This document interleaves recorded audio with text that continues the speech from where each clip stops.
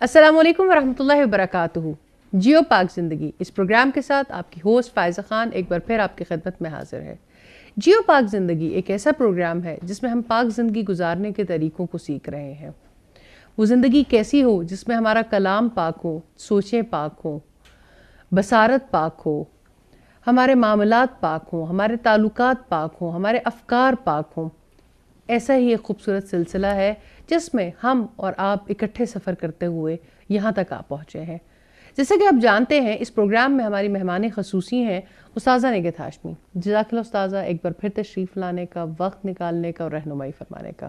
اللہ تعالیٰ ہم سب کے اکٹھے ہونے کو قبول کرے، آمین۔ آج کے پروگرام میں ہمارے ساتھ ہمیشہ کی طرح کچھ مہمان بھی شریک ہیں جن کی سوالات کی روشنی میں انشاءاللہ ہم بہتر انداز سے آج کے موضوع کو سمجھنے میں کامیاب ہو سکیں گے۔ میں اپنے مہمانوں کا آپ سے تعارف کرواتی ہوں اور پھر ہم پروگرام کا باقاعدہ آغاز کریں گے۔ میرے دائیں جانب ہیں شہناز خان، فرخندہ زیب، اور میرے بائیں جانب ہیں رضیہ بانو اور سمیرہ اعجاز۔ جزاک اللہ آپ تمام لوگوں کے تشریف لانے کا۔ ہمارا آج کا موضوع ہے جھوٹ سے سچ تک کا سفر۔ جھوٹ جس سے ہم سب نفرت کرتے ہیں لیکن کہیں نہ کہیں اس کا شکار بھی ہو جاتے ہیں۔ ہمیں اچھا نہیں لگتا کہ ہم سے کوئی دو رخی باتیں کرے، اصل کچھ اور ہو، کہا کچھ اور جائے۔ لیکن کیوں جھوٹ زندگیوں میں اتنا در آیا ہے؟ رسول اللہ صلی اللہ علیہ وآلہ وسلم کا قول ہے، بلکہ ان کی حدیث ہے کہ جھوٹی قسمیں علاقوں کو ویران کر دیتی ہیں۔ آج ہم دیکھتے ہیں کہ جھوٹ کے نام پر ہم بچوں کے ساتھ غلط بات کرتے ہیں، دکاندار اپنا مال جھوٹ کی بنیاد پر بیچتے نظر آتے ہیں، خواتین اپنے بہت سی باتیں چھپانے کے لیے جھوٹ کا سہارا لیتی نظر آتی ہیں۔ ایون اصلاح کے نام پر بچوں کی تربیت میں کہیں جھوٹ اتنے برے طریقے سے شامل ہو گیا ہے کہ کوئی راستہ ہی نظر نہیں آتا۔ تو آج انشاءاللہ ہم اور آپ مل کر جھوٹ سے سچ تک کا سفر کریں گے۔ جھوٹ کیسی بیماری ہے، کیسے اس کے نقصانات معاشرے پر، خاندانوں پر، سوسائٹی پر مرتب ہوتے ہیں، اور سچ کا راستہ کیسے اختیار کیا جا سکتا ہے۔ استاذہ ایک بار پھر میں آپ سے وہی سوال پوچھنا چاہتی ہوں، جھوٹ جیو پاک زندگی گزارنے کے راستے کی کیسی رکاوٹ ہے؟ جھوٹ حقیقت کے خلاف ہے، یعنی واقع کے خلاف جو بات کہی جاتی ہے وہ جھوٹ، اگر وہ دل میں رکھی جائے تو وہ خیال جھوٹا، اگر اسے بیان کیا جائے تو بات جھوٹی، اگر انسان اپنے طرز عمل میں لے کے آئے تو اس کا رویہ جھوٹا۔ انسان بعض اوقات یعنی براہ راست جھوٹ نہیں بول رہا ہوتا، لیکن سم ٹائمز حقائق کو توڑ مروڑ کر بیان کر رہا ہوتا ہے، اور گول گول باتیں کر کے حقائق چھپائے جاتے ہیں، وہ بھی جھوٹی کی قسم ہے۔ آپ نے جیسے ابتدا میں بھی بات کی کہ جھوٹی قسمیں علاقوں کو ویران کر دیتی ہیں، تو اللہ کے نام پہ بھی جھوٹی قسمیں کھائی جاتی ہیں، کبھی سودا بیچنے کے لیے، کبھی کسی سے تعلق قائم کرنے کے لیے، کبھی یعنی مقصد کوئی بھی ہو، لیکن جھوٹ ہمیشہ انسان کو برائی کے راستے پہ چلاتا ہے، اور جھوٹ آخر کار انسان کو جہنم تک پہنچا کے دم لیتا ہے۔ جھوٹی زندگی انسان کے اپنے لیے تکلیف دہ بن جاتی ہے۔ جھوٹ کی وجہ سے انسان عام طور پر سوسائٹی میں کہا جاتا ہے، لوگ کہتے ہیں کہ ایک جھوٹ 100 جھوٹ کے دروازے کھول دیتا ہے۔ تو ایسی زندگی جس کی بنیاد جھوٹ پر ہو وہ کس طرح سے کامیاب ہو سکتی ہے؟ ناپاک زندگی بن جاتی ہے۔ جیسے ہم لوگ رشتے کرتے ہیں بچے بچیوں کے، تو وہ زیادہ تر جھوٹ کی بنیاد پہ ہوتے ہیں۔ یہ اتنا پڑھا ہوا ہے، وہ اتنی پڑھی ہوئی ہے، اس کو یہ آتا ہے پکانا، ماں پہلے کہتی ہے سب کچھ اس نے پکایا، الگ اس نے نہیں پکایا ہوتا۔ تو یہ ساری باتیں جو ہے نا، کیسے ہم لوگ اس پہ کر سکتے ہیں؟ بڑی امپورٹنٹ طرف میں توجہ لیں۔ ہم اگر اپنے ساتھیوں سے اور پوچھیں کہ جھوٹ کی کیا کیا شکلیں ہیں جو سوسائٹی میں اختیار کی جاتی ہیں۔ ایک تو آپ نے بتایا کہ جیسے رشتوں کے موقع پر جو ہے وہ اکثر ایسی تعریفیں بچوں کی جاتی ہیں آپس میں، مطلب اکثر یہ بھی دیکھا گیا فائزہ کہ بیوی بھی ہمیشہ اپنے ہسبینڈ سے جھوٹ بولتی ہے، وہ کس طرح سے، کن معاملات میں؟ کئی معاملات میں اکثر ہوتا ہے کہ اللہ کی راہ میں بھی دینا چاہتی ہے لیکن وہ چھپا کے دیتی ہے کہ اگر اس کو پتہ چل گیا تو یہ تو مجھے منع کرے گا. اور پھر سسرال والوں سے بھی چھپا کے دیتی ہے، اسپیشلی ساس سے، کہ اگر میری ساس کو پتہ چل گیا یہ اتنے کپڑے گٹھریاں باندھ کے دے رہی، وہ تو میرے پیچھے پڑ جائے گی کہ میرے بیٹے کی تم کمائی کو اس طرح ضائع کر رہی ہو. اس کے علاوہ پھر اور کئی بھی اس میں جھوٹ بولے جاتے ہیں.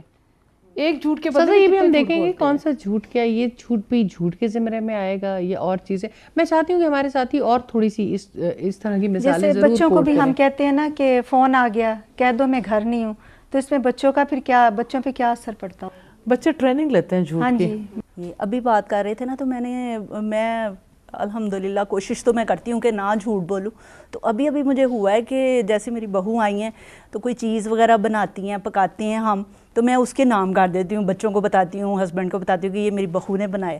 تو اس میں اب مجھے تھا کہ اب یہ میں جھوٹ تھوڑا بول رہی ہوں، مل کے ہم بناتے ہیں، سارا نہیں وہ بناتی، لیکن میں کہتی ہوں میری بہو نے بنایا.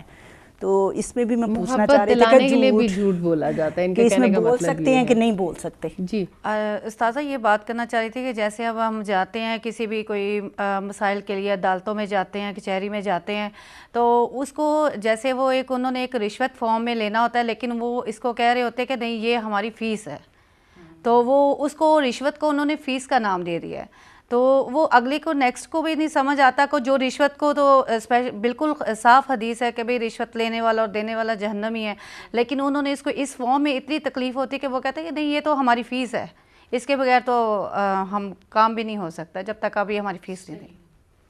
جو بہت زیادہ جھوٹ کی تو صورتیں بہت زیادہ ہیں گھروں میں خاص طور پہ.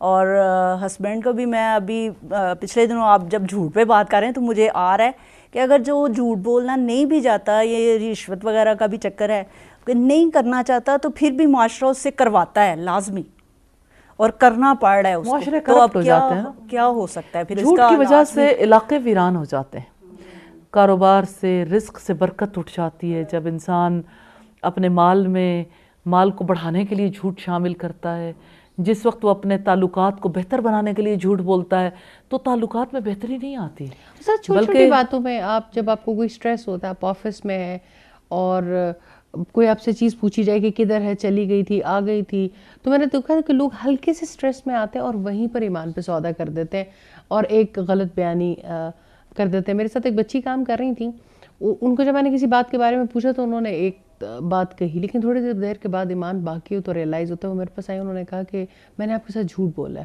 میں آپ کے ساتھ سچی بات نہیں کی. اچانک آپ نے سوال پوچھا تو مجھے سمجھ نہیں آیا، تو میں نے اس پر ایک غلط بیانی کا رویہ اختیار کر لیا. یہ تو وہ جگہ ہیں جہاں پر پھر بھی آپ کے ایمان کی اور ان چیزوں کی حفاظت کی جاتی ہے. لیکن عام آفیسز میں کہ اب جس طرح سے خیر خواہی کے لیے کے نام پر آپ کہہ لیں، جیسے آپ اپنی بہو کی مثال دے رہی ہیں، یا تعلقات کو اچھا جوڑنے کے لیے اس کو جھوٹ سمجھا ہی نہیں جاتا، بہت ساری بیجا تعریفیں کرنا، کہ یہ سارے معاملات بھی جھوٹی کے زمرے میں آتے ہیں. کیوں نہیں؟ یعنی جھوٹ کی فارمز ہیں نا، اور اس کی انٹینسٹی ہے، کسی کی انٹینسٹی بہت زیادہ ہے، کسی کی انٹینسٹی کم ہے، لیکن ہے تو جھوٹا سلسلہ. اور اب دیکھیں جس وقت انسان وعدہ خلافی کرتا ہے، کیا وہ بھی جھوٹ کے زمرے میں نہیں آ جاتا؟ اپنے ٹائم کی کمٹمنٹ کی، پھر اس کو ڈس اون کیا، اور پھر پرابلم یہ ہے کہ پھر اس کے اوپر جسٹیفیکیشنز، پھر اس کے اوپر عذر ہے کہ نہیں دراصل یہ تھا یا وہ تھا، اور اس کے اوپر اپنی غلطی کو بھی تسلیم نہیں کرنا. اسی طرح سے آپ دیکھیں تو جھوٹ جو ہے نا، یہ ام الخبائث ہے، یعنی تمام بیماریاں جو ہیں پھر آگے اس سے پھوٹتی ہیں. یہ جو بات آپ نے یہ بڑی امپورٹنٹ ہے، لیکن اس کو چھوٹی سی بریک کے بعد سمجھتے ہیں. جھوٹ ام الخبائث ہے، اس کو سمجھنے کی بہت زیادہ ضرورت ہے، کیونکہ تو ماں کو کہتے ہیں. تو یہ ایک ایسی چیز ہے جو ہر چیز کی جڑ اور بنیاد بن جاتی ہے. لیکن سمجھیں گے ایک چھوٹی سی بریک کے بعد.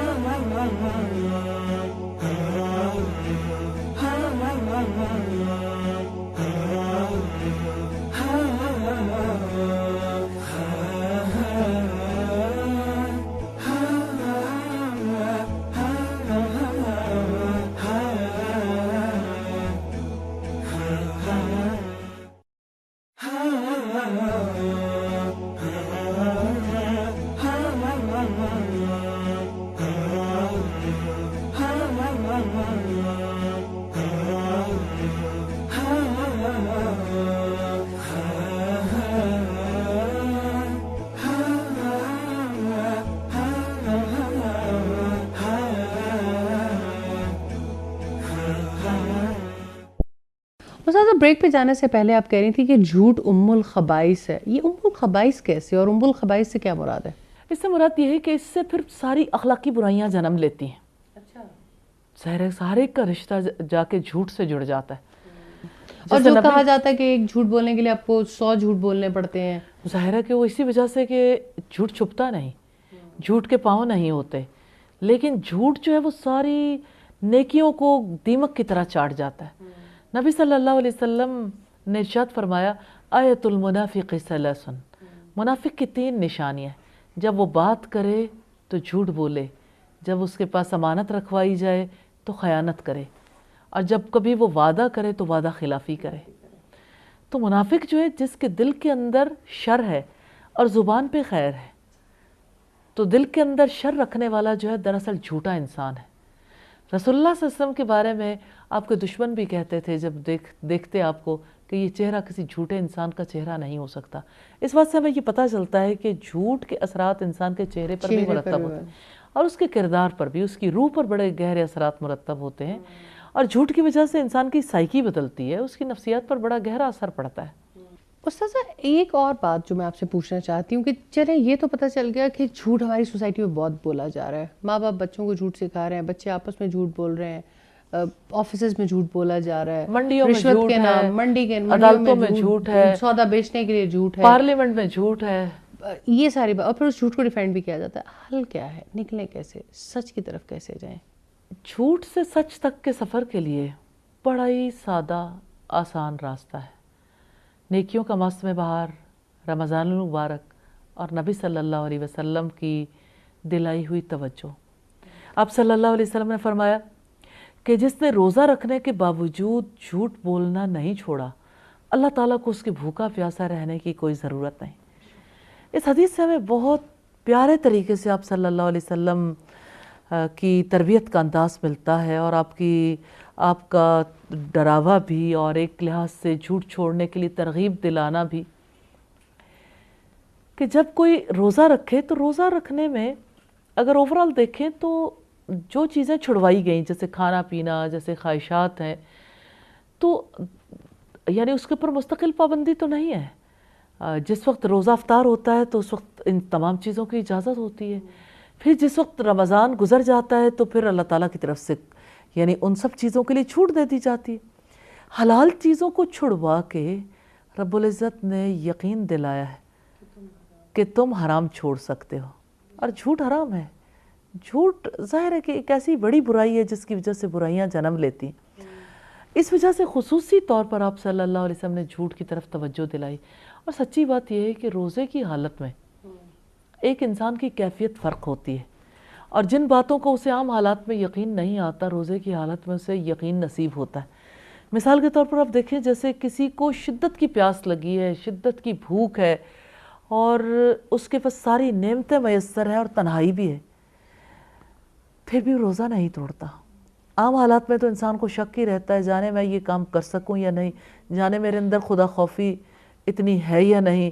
لیکن روزے کی حالت میں یہ یقین نصیب ہوتا ہے کہ وہ اللہ ہے جس کے لیے میں نے روزہ رکھا اور میں نے روزہ توڑنا نہیں ہے. اور یہ بات بچے بھی سیکھ جاتے ہیں الحمدللہ. اور کتنی پیاری بات جو اللہ رب العزت نے ارشاد فرمائی, نبی صلی اللہ علیہ وسلم کا فرمان ہے کہ اللہ تعالیٰ فرماتے ہیں الصوم لی وانا اجزی بہ, روزہ میرے لیے اور میں ہی اس کی جزا دوں گا.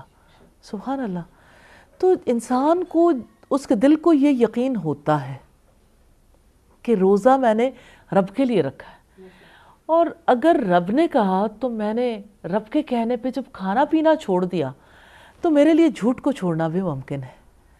تو انسان کے لیے رمضان بہت بڑا چانس ہے جھوٹ کو چھوڑنے کے لیے, اور اسی تمام برائیوں کو چھوڑنے کی, اور جھوٹ سے ریلیونٹ ساری چیزیں. یعنی اس میں روزے کی حالت میں اگر آپ کمٹمنٹ کر لیں اور اس کمٹمنٹ کے ساتھ چلیں تو بہرحال اس کا اثر تو ہوتا ہے. لیکن میم بعض وقت ایسا ہوتا ہے کہ حالات ایسے ہو جاتے ہیں کہ انسان کو جھوٹ بولنا پڑتا ہے, تو اس میں وہ کیا, روزے کی حالت میں بھی دیکھیں برائی تو برائی ہے, جس چیز کے لیے آپ مجبور ہو رہے ہیں دوسری طرف بھی دیکھیں کہ میری کتنی بڑی مجبوری ہے کہ میرے رب نے مجھ سے یہ جھوٹ چھڑوانے اور جھوٹی زندگی چھڑوانے اور نفاق چھڑوانے اور میری اصلاح کرنے کے لیے مجھ پر روزہ فرض کیا. اب میں نے جب رب کے لیے روزہ رکھا، وہ مجھے دیکھتا ہے، میں اس کے دیکھنے سے کھانا پینا چھوڑ سکتی ہوں، جھوٹ کیوں نہیں چھوڑ سکتی؟ اور اب دیکھیں کہ بہرحال انسان کے اندر تبدیلی آتی ہے. اور حقیقت یہ کہ ہیومن بیہیویئرس میں جو چینج آتی ہے نا، بنیادی طور پر اسی اللہ کے خوف کے تحت. جیسے لقمان حکیم نے اپنے بیٹے سے کہا تھا، یا بنی ان تک مثقال حبۃ من خردل، اے میرے چھوٹے بیٹے، اگر کوئی رائی کے دانے کے برابر ذرہ کسی چٹان کے نیچے ہو، آسمانوں میں یا زمین میں، اللہ اسے لے آئے گا. یعنی اللہ کے دیکھنے کا احساس اور اللہ یہ کے شعور دیکھنے کا. پختہ کرنے کی ضرورت ہے کہ اللہ دیکھتا ہے، وہ سننے والا ہے، وہ ہماری ہر سچے اور جذبوں کا قدردان ہے. اور اگر اس میں جھوٹ کی آمیزش اور ملاوٹ ہوگی تو ظاہری بات ہے کہ کسی کو بھی، کوئی ہم سے اگر کسی پر یہ عیاں ہو جائے کہ کوئی ہم سے جھوٹ بول رہا ہے تو ہم کبھی بھی اس کی رسپیکٹ نہیں کر پاتے. ہم میں سے بائی ہارٹ ہر بندہ اس بات کو برا نفرت سمجھتا کرتا ہے. ہے. وہ کہتا ہے کہ آپس کے ریلیشن بھی جہاں جتنا گہرا ہوتا ہے، وہ کہتا ہے تم مجھ سے سچی بات ضرور کر لینا، سچی بات کر لو، اللہ معاف کرنے والا ہے تو بندہ تو پھر بھی درگزر سے کام لے. لیکن اس وقت کچھ حالات میں کہا جاتا ہے کہ جھوٹ، جیسے کسی شوہر بیوی کی لڑائی ہو جائے اور اس کی صلح کروانے کے لیے جھوٹ بولا جا سکتا ہے. یہ اس کے بھی فلسفے کو تھوڑا سا واضح کر دیں. اصل میں بات یہ ہے کہ شوہر بیوی کا جو معاملہ ہے، اس معاملے میں اس رشتے کو قائم رکھنے کی طرف زیادہ توجہ ہے کہ اس رشتے کو بگاڑ سے بچایا جائے. اور اللہ تعالیٰ کو یعنی سب سے زیادہ حلال چیزوں میں سے جو چیز ناپسند ہے وہ طلاق ہے. اب شوہر بیوی کے درمیان جو جھگڑا ہے، جو فساد ہے، ایکچولی اس کے لیے ابلیس کوشش کرتا ہے. اس کے لیے رب العزت نے یہ چاہا نبی صلی اللہ علیہ وسلم کے توسط سے یہ کہ اگر کہیں اس تعلق میں خرابی آ رہی ہے اور اس تعلق کو بہتر بنانے کے لیے کہیں کسی کو کسی وقت پہ سہارا لینا پڑ گیا، تو ایسے میں اگر وہ سہارا لے تو پھر اللہ معاف کرنے والا ہے. لیکن یہ ہے لیکن اسی طرح استاذہ سم ٹائم آپ کے بہن بھائیوں کے رشتے میں بھی کبھی ایسی بات آ جاتی ہے، اولاد کے رشتے میں بھی ایسی بات آ جاتی ہے جہاں انسان کے لیے ناگزیر ہو جاتا ہے رشتہ بچائیں یا سچ بولیں، پھر کیا کریں؟ اصل میں خاموشی زیادہ بہتر ہے بنسبت اس کے کہ انسان جھوٹ بول کے تو معاملے کو سلجھانے کی کوشش کرے. جیسے استاذہ، جیسے بچوں کی ہم نے اصلاح کرنی ہو لیکن گھر میں کوئی ایسے پرابلم چل رہے ہوں، کوئی بہت زیادہ آپس میں گھریلو تعلقات اچھے نہ ہوں، لیکن بچے اس میں انوالو ہو کے کوئی زیادہ مسئلہ بنا دیں، یا جیسے ینگ بچے ہیں وہ زیادہ اس میں لڑائی جھگڑا یا وہ زیادہ انوالو ہو جائیں، جس سے مطلب ایک سکون ان کے کہنے کا مطلب شاید یہ ہے کہ سم ٹائم خاندانی مسائل اتنے گمبھیر ہو جاتے ہیں کہ بچوں سے بچے پوچھتے ہیں، ظاہری بات ہے گھر میں اگر ڈسٹربنس ہو تو اس وقت پہ کیا کیا جائے کہ بچوں کو اس لیے جھوٹ بولا جائے کہ تاکہ وہ اس مسئلے میں انوالو نہ ہو یا شدت پسندی یا نفرت پسندی کا رشتہ داری میں شکار نہ ہو.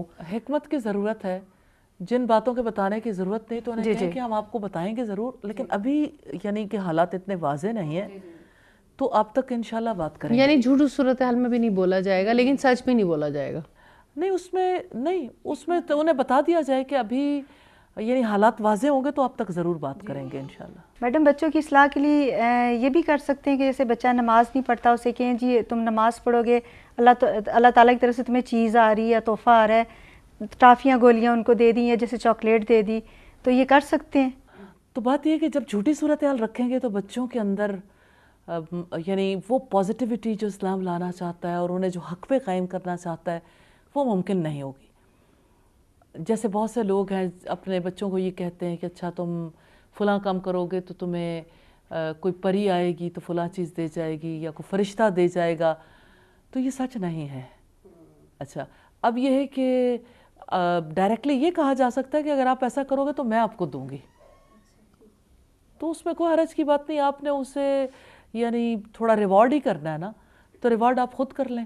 آپ چاہتے ہو کہ اور ویسے انہیں یہ کانسیپٹ سمجھا دے کہ ہر چیز اللہ دیتا ہے. ہاں ویسے یہ کانسیپٹ بچے کو سمجھا دیں. اسی طرح سے جیسے یعنی نبی صلی اللہ علیہ وسلم کے سامنے کسی عورت نے کہا کہ اگر تم فلاں کام کرو گے تو میں تمہیں فلاں کھجور دوں گی یا کوئی چیز دوں گی، تو آپ صلی اللہ علیہ وسلم نے اس سے پوچھا کہ کیا تمہارے پاس ہے؟ تو اس نے کہا کہ ہاں. آپ نے فرمایا اگر نہ ہوتی تو یہ بات جھوٹ ہوتی. تو اس کا مطلب یہ ہے کہ ایسا وعدہ بھی نہیں کر سکتے کہ جس کو پورا کرنا مشکل ہو یا ناممکن ہو، یا یہ ہے کہ جس کے لیے آپ کے پاس گنجائش ہی نہیں ہے. تو وعدوں کا سچا ہونا جیسے حضرت اسماعیل علیہ السلام کے بارے میں رب العزت نے فرمایا انہو کان صادق الوعد، کہ بے شک وہ وعدوں کا سچا تھا. تو اتنا کرسٹل کلیئر ہونا چاہیے انسان کو اپنے موقف میں، اور بچپن سے ہی ان کو بھی سچ کی گراؤنڈ پر پروان چڑھانا چاہیے.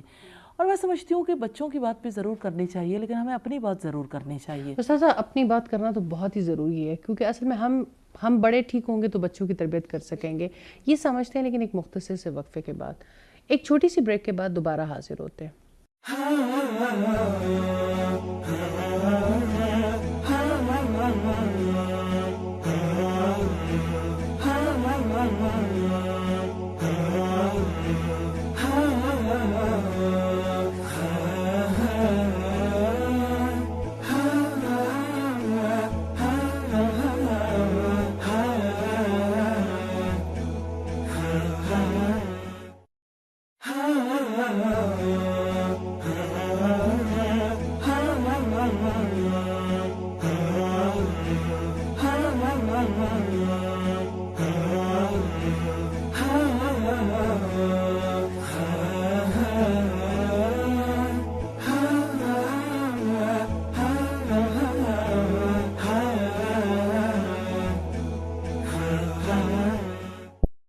پروگرام میں ایک بار پھر خوش آمدید. استاذہ آپ کہہ رہی تھیں کہ بچوں سے زیادہ بڑوں کو ضرورت ہے کہ پہلے وہ سیکھیں سچ پر قائم ہونے کے لیے. سچ پر قائم رہنے کے لیے، ہونے کے لیے، سچ سیکھنے کے لیے کون سی چیزیں جو مددگار ہو سکتی ہیں؟ سب سے پہلے تو اللہ تعالیٰ کی ذات کا تعلق، سچا تعلق، یعنی اس کے لیے تو پھر سیکھنا ضروری ہے. سیکھنا ضروری ہے. جیسے نبی صلی اللہ علیہ وسلم رات کو اٹھتے تھے تو آپ صلی اللہ علیہ وسلم جب تہجد سے پہلے یہ دعا کرتے تھے، اس دعا میں یہ الفاظ ہیں اللہم انت الحق، اللہ تیری ذات حق ہے. حق سے مراد یہ کہ تو سب سے بڑی سچائی ہے. اور آپ یہ کہتے تھے کہ تیری بات سچی، تیری ملاقات سچی، اور اسی طرح سے قیامت سچی، آگ سچی ہے، اور اللہ کی جنت سچی، اور محمد صلی اللہ علیہ وسلم سچے. ایوری نائٹ اس ساری چیز کی بار بار تکرار، یعنی ہر رات ہی آپ یہ ریوائز کرتے تھے. تو وہ تعلق ہے سچی ذات کے ساتھ، جس کی وجہ سے انسان کے اندر سچائی آتی ہے. اور پھر یہ کہ اللہ کا کلام سچا ہے، تو اس کلام کے ساتھ انسان کو سچائی سیکھنی نصیب ہوتی ہے. اصل سچ تو وہ ہے جو اللہ پاک نے ہمیں بتایا، اور اسی پہ ہم نے قائم ہونا ہے. اس کے علم کے بغیر تو ہم ظاہر ہے کہ سچائی پہ قائم نہیں ہو سکتے. اسی طرح سے انبیاء کے ساتھ جو تعلق ہے، انبیاء سچے تھے سارے کے سارے. انہو کان صدیقا نبیا، کتنے نبیوں کے بارے میں اللہ پاک نے یہ بات کہی کہ وہ سچا نبی تھا. تو انبیاء کی یہ خصوصیت تھی. اور خاص طور پر اگر ہم نبی صلی اللہ علیہ وسلم کو دیکھیں تو آپ صلی اللہ علیہ وسلم کے بارے میں آپ کے علاقے کے لوگ، عرب کے لوگ یہ کہتے تھے کہ آپ صادق اور امین ہیں. تو رسول اللہ صلی اللہ علیہ وسلم کی نبوت سے پہلے آپ کو صادق کہا جاتا تھا. تو اس کا مطلب یہ ہے کہ سچ بولنا سب سے بڑی خصوصیات میں سے ایک ہے. اور سچی زندگی گزارنا نیچرلی، یعنی انسان کو جو زندگی گزارنی ہے اس کی دو صورتیں ہو سکتی ہیں، یا تو وہ جھوٹ کی بنیاد پر ہو یا سچ کی بنیاد پر. تو سچی بنیاد اللہ تعالیٰ کا تعلق ہے، محمد رسول اللہ صلی اللہ علیہ وسلم سے تعلق ہے، اللہ کی کتاب کے ساتھ تعلق ہے، اور آخرت کے لیے جینا ہے. اس زندگی میں جو کام کرنا ہے، یہ بڑی سچائیاں ہیں نا. تو جو بھی یعنی رات کو سونے سے پہلے سورہ البقرہ کی آخری 2 آیات تلاوت کرتا ہے تو وہ سچائیوں کا اعتراف کرتا ہے. آمن الرسول کے بعد اپنے ایمان کا تذکرہ ہے. تو یہ ایمان دراصل سچائی کے راستے پہ گامزن کرنے کے لیے سب سے اہم کردار ادا کرتا ہے. اللہ تعالیٰ کے سارے انبیاء سچے تھے، تو انبیاء کے ساتھ ایک تعلق اور سچے لوگوں کی زندگی کے بارے میں پڑھنا، انہوں نے اپنی زندگی میں کس طرح سے سچائی پہ قائم رہنے کے لیے قربانیاں دیں. اور اگر آپ دیکھیں تو جب ہم اپنے اسلاف کی زندگیوں کو دیکھتے ہیں کہ انہوں نے کس طرح سے سچائی پہ قائم رہتے ہوئے اپنی زندگی گزاری اور اطمینان والی زندگی گزاری. حقیقت یہ ہے کہ سچائی کے ساتھ انسان کو اطمینان نصیب ہو سکتا ہے، اور سچی ذات کے ساتھ تعلق رکھنے سے، اور سچے کلام کو پڑھنے سے، اور اس کو سمجھنے سے، اور اللہ رب العزت سے ہدایت کی توفیق مانگنے سے. تو سچائی کا سفر ہمیشہ اگر آپ دیکھیں تو انسان کو نیکی کے راستے پہ چلاتا ہے، اور سچ ہمیشہ انسان کو بالآخر جنت تک لے جاتا ہے. تو الحمدللہ یعنی یہ زندگی سے جھوٹ کو نکالنا اور سچائی کی طرف جانا ممکن تو ہے، لیکن ارادے کرنے پڑتے ہیں. ہم پہلے بھی بات کر رہے تھے بریک پہ جانے سے پہلے کہ رمضان اس کے لیے بہت زیادہ ہیلپ فل ہوتا ہے. اور رمضان میں بھی جھوٹ چھوڑنے کی تو وہی کوشش کرے گا جو جھوٹ کے حوالے سے اس کی کراہتوں کے بارے میں جانتا ہے، اور جو یہ تسلیم بھی کرتا ہے کہ میری زندگی میں جھوٹ ہے تو میں نے اپنے زندگی سے اس جھوٹ کو نکالنا ہے. اور پھر وہ اللہ سے مدد مانگتا ہے تو اس کے سامنے اس کے وہ گوشے عیاں ہوتے ہیں کہ جن کے بارے میں وہ بالکل اطمینان میں ہوتا ہے کہ میری زندگی یہاں سے تو خراب نہیں ہے، یہاں سے تو میری زندگی جھوٹی نہیں ہے. تو الحمدللہ ارادہ کریں گے اور جتنا وقت رہ گیا اس سے فائدہ اٹھائیں گے انشاءاللہ تعالی. اللہ تعالیٰ سچائی پہ گامزن رہنے کے لیے ضرور توفیق دیں گے. ہاں جی میڈم، سب کو پتہ بھی ہوتا ہے کہ یہ جھوٹ ہے، میں جھوٹ بول رہی ہوں یا بول رہا ہوں، پھر بھی لوگ بولتے ہیں. اصل میں برائی کرنے والا جس وقت کوئی برائی کرتا ہے تو اپنے آپ کو کوئی نہ کوئی جسٹیفیکیشن ضرور دیتا ہے. میری ضرورت ہے، اس کے علاوہ کوئی چارہ کار نہیں، اس وقت کی ضرورت ہے، اگر نہ بولا تو نقصان بہت بڑا ہے. تو وہ ان سارے ہتھ کنڈوں سے جو ابلیس اختیار کرتا ہے انسان کنونس ہو جاتا ہے، پھر وہ جھوٹ بول لیتا ہے. جبکہ اس کے مقابلے میں جیسے اللہ رب العزت نے یہ حکم دیا ہے کہ آپ نیکی کا حکم دو اور برائی سے روکو، تو کوئی نیکی کی کال دے تو انسان اسی طرح سے سچ بولنے کا بھی عادی ہو سکتا ہے. تو سچائی کو سیکھنے کے لیے سچے لوگوں کا ساتھ دینا ضروری ہے. جیسے کہ قرآن حکیم میں آتا ہے وَكُونُوا مَعَ الصَّادِقِينَ کہ سچے لوگوں کا ساتھ دو. سچے لوگوں کے ساتھ کیسے دیا جا سکتا ہے؟ سچے لوگوں کا ساتھ دینے کے لیے جو بھی سچائی کے لیے اٹھ کھڑا ہو، سچائی کے لیے اٹھ کھڑا ہونے والا وہ فرد ہے یا وہ لوگ ہیں جو اللہ رب العزت کے لیے بلاتے ہیں، اس کی طرف بلاتے ہیں، اس کی طرف دعوت دیتے ہیں سچا علم حاصل کرنے کی اور اس علم کے مطابق عمل کرنے کی، اپنے ایمان میں اضافے کے لیے کوششیں کرنے کی اور سچائی کے پیغام کی دعوت دینے کی. تو جو لوگ بھی یہ کام کر رہے ہیں اس زمین کے کسی گوشے پر، کسی فورم پر، کسی ایک جزوی کام کو انجام دے رہے ہوں یا کلی کام کو انجام دے رہے ہوں، ہمارا یہ فرض بنتا ہے کہ جہاں کہیں بھی ہوں سچائی کو ضرور سپورٹ کریں. سچائی کو سپورٹ کرنے والے اپنے آپ کو یعنی اللہ کے ہاں سچے لوگوں میں شامل کروا لیتے ہیں. استاد سچے لوگوں کا ساتھ کیسے دیا جا سکتا ہے؟ سچے لوگوں کا ساتھ دینے کے لیے جس سچے کام کو وہ لے کر اٹھیں، جیسے اللہ تعالیٰ کے کلام کی تعلیم دینا، تو علم سیکھا بھی جا سکتا ہے، علم سکھانے میں بھی ہیلپ کی جا سکتی ہے، انتظامات کرنے میں ہیلپ کی جا سکتی ہے، لوگوں کو اس جانب لانے میں ہیلپ کی جا سکتی ہے، اور پھر یہ کہ اپنے مال سے بھی سپورٹ کیا جا سکتا ہے، اپنی صلاحیتیں قوتیں بھی لگائی جا سکتی ہیں. اس سے ہمارے خاندانی نظام میں کیسے اصلاح آئے گی جہاں پر جھوٹ سب سے زیادہ در آیا؟ بات یہ ہے کہ اصلاح کے بارے میں مجھے ہمیشہ امام مالک کی بات بہت اچھی لگتی ہے کہ اس امت کے آخری حصے کی اصلاح بھی اسی طرح سے ہوگی جیسے پہلے حصے کی اصلاح ہوئی تھی، اور پہلے حصے کی اصلاح اللہ کی کتاب سے ہوئی تھی. تو اللہ کی کتاب کے قریب آئے جب لوگ تو ان کی سوچ بدلتی گئی، زندگی ٹورڈز لائف ان کی اپروچ بدل گئی، ان کے سوچنے کا انداز بدل گیا. آپ کی معاشرت، آپ کی معیشت، آپ کے خاندانی معاملات خود بخود اس نہج پہ آ جاتے ہیں کہ وہ اللہ رب العزت کے بتائے ہوئے طریقے خود بخود نہیں آتے فیضا. تعلیم حاصل کرنے کے بعد، تعلیم حاصل کرنے کے بعد بھی جو سب سے بڑی لرننگ ہے وہ یہ کہ انسان اپنے ہر عمل کو یوں اللہ کے سامنے رکھے جیسے وہ اپنے رب کو اس وقت جواب دے رہا ہے. اور نبی صلی اللہ علیہ وسلم سے جو سوال کیا تھا حضرت جبریل علیہ السلام نے سچائی کی اعلیٰ سٹیج احسان کے لیے، انہوں نے پوچھا تھا مل احسان، احسان کیا ہے، نیکی کا حسن کیا ہے؟ آپ صلی اللہ علیہ وسلم نے فرمایا ان تعبد اللہ کأنک تراہ، تم اللہ تعالیٰ کی عبادت ایسے کرو گویا کہ تم اسے دیکھتے ہو. فَإِن لَمْ تَكُنْ تَرَاهُ فَإِنَّهُ يَرَاكَ، پھر اگر تم اسے نہیں دیکھتے وہ تو تمہیں دیکھتا ہے. تو اصل بات یہ ہے کہ انسان کو جو چیز سیدھے راستے پہ گامزن کرتی ہے وہ اللہ تعالیٰ کو ہمیشہ اپنے سامنے رکھنا، یعنی انسان یا تو مشاہدے کی سٹیج میں رہے کہ وہ اللہ تعالیٰ کو دیکھتا ہے، وہ امیجن کر سکتا ہے، دیکھ نہیں سکتا ان آنکھوں سے، یا یہ ہے کہ وہ ہر وقت مراقبے کی حالت میں رہے کہ اللہ تعالیٰ مجھے دیکھتا ہے، جیسے روزے کی حالت میں ہوتا ہے. اصلاح کے لیے اور لائف کی کوالٹی کو بہتر بنانے کے لیے، سچی زندگی گزارنے کے لیے اور تمام تر نیکیوں کو اپنی زندگی میں سجانے کے لیے اور اللہ کے ہاں سرخروئی کے لیے یقیناً مراقبہ اور مشاہدہ دونوں بہت زیادہ ہیلپ فل ہوتے ہیں. تو روزے کی حالت میں انسان زیادہ مراقبے کی حالت میں ہوتا ہے، یعنی اللہ کی نگاہوں کا شعور. یعنی انسان ہر عمل پر یہ محسوس کرے کہ میرا رب مجھے دیکھتا ہے.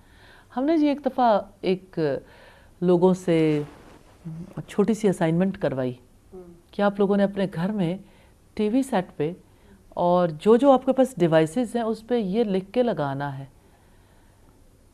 1 ویک کے لیے، اللہ دیکھ رہا ہے. تو گھر کے حالات چینج ہونے شروع ہو گئے. بہت فائدہ ہوا تھا نا. اور چینج ہونے میں یوں نہیں تھا کہ یعنی کوئی یکلخت چینج ہوا، اور یہ ان لوگوں کے نہیں زندگی چینج ہو رہی تھی کہ جو پڑھ رہے تھے. جب انہوں نے گھر جا کے اس کو پریکٹس کیا تو رد عمل بھی سامنے آیا کہ کیا پرابلم ہے. سب کو پتا ہے کہ اللہ تعالیٰ دیکھ رہا ہے، یہاں کیوں لگایا ہے؟ بھائی ویسے تو پتا ہے لیکن یقین نہیں آتا نا. اپنے آپ کو آزاد سمجھتے ہیں اور جب لکھا ہوا دیکھتے ہیں اس وقت پھر اندر ایک کشمکش پیدا ہوتی ہے، ریاکشن بھی پیدا ہوتا ہے.